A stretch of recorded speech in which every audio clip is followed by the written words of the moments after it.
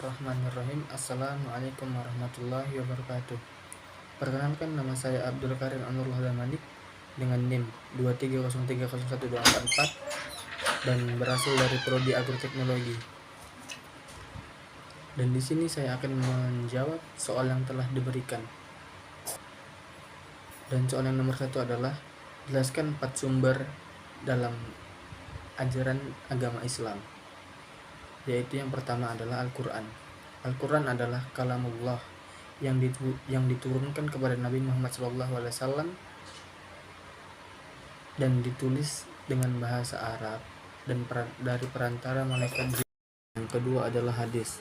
Seluruh umat Islam telah sepakat serta mengakui bahwa sabda, perbuatan, dan persetujuan Rasulullah tersebut adalah sumber hukum Islam yang kedua setelah Al-Quran. Dan yang ketiga adalah ijma. Imam Syafi'i memandang sebagai sumber hukum setelah Al-Quran dan Sunnah Rasul.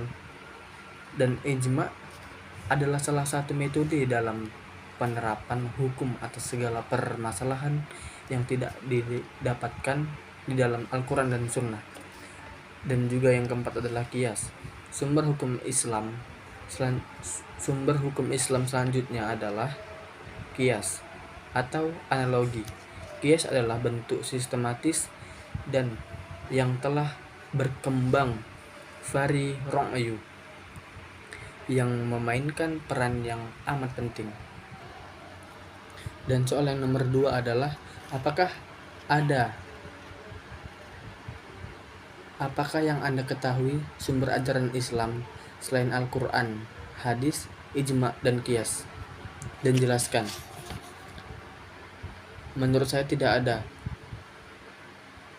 karena menurut artikel yang telah saya baca, yaitu Teguh Musleh menjelaskan bahwa ia menerapkan hukum Islam ada 4, yaitu Al-Quran, hadis, ijma, dan qiyas.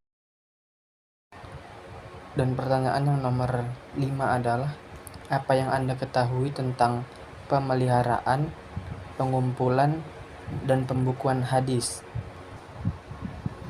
Dalam hal tersebut dibagi menjadi 4 periode, yakni periode yang pertama adalah selama rentang hidup Nabi Muhammad SAW hingga sepanjang abad pertama Hijriah. Pada masa ini Rasulullah hidup, bergaul, dan berbicara dengan masyarakat dan para sahabat baik di masjid, rumah, pasar, maupun saat berjumpa dengan musafir.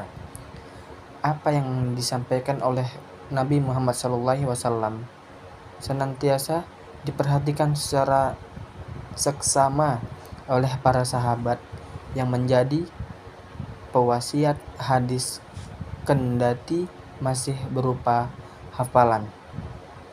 Beberapa penghafal hadis terkenal pada periode ini adalah Abu Hurairah, Abdul bin Abbas, Aisyah Siddiqah, Abdul bin Umar, Jabir bin Abdullah, Anas bin Malik, dan lain-lain. Dan periode yang kedua, periode ini dimulai sekitar pertengahan abad kedua Hijriah. Selama periode ini, sejumlah besar tabi'in menghimpun karya mereka dalam bentuk buku. Beberapa penghimpun hadis pada periode ini adalah Muhammad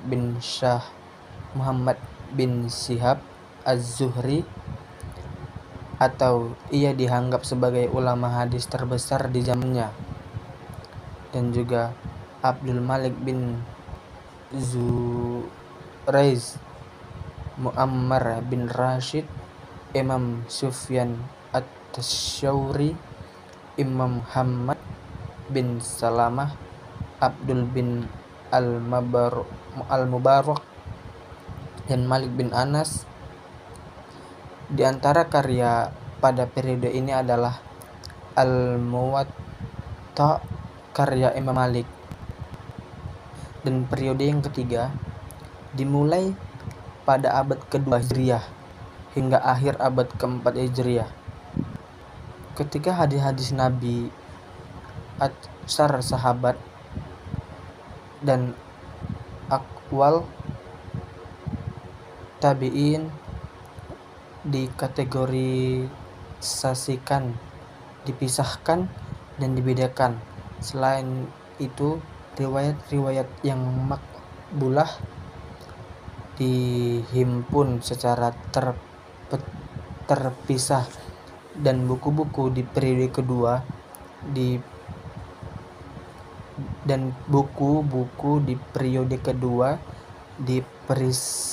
diperiksa kembali untuk diautentifikasi. Dan periode keempat, periode ini dimulai pada abad kelima hingga hari ini. Karya-karya yang dihasilkan dalam periode ini antara lain penjelasan syair, catatan kaki, dan penerjemah buku-buku hadis di dalam berbagai bahasa. Pada periode ini pula, para ulama menyusun kitab hadis dengan mencuplik dari kitab-kitab yang pernah ditulis dan disusun pada abad ketiga. Ulama hadis selanjutnya lalu menyusun syarh atau penjelasan dari buku-buku penjelasan hadis di atas. Misalnya Muhammad Ismail As-Sukhani wafat pada 1182 Hijriah, menulis kitab Subulus Salam, Syekh Bulughul Muharram pada yang berisi penjelasan kitab karya Ibnu Hajar Al-Asqalani itu, atau Nailul karya Qadhi As-Sidquni yang memuat penjelasan dari kitab Muwatta Al-Kabir.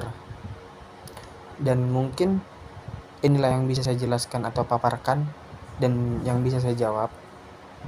Jika ada kesalahan atau kurang lengkap, mohon dimaafkan. Billahi taufiq wal hidayah.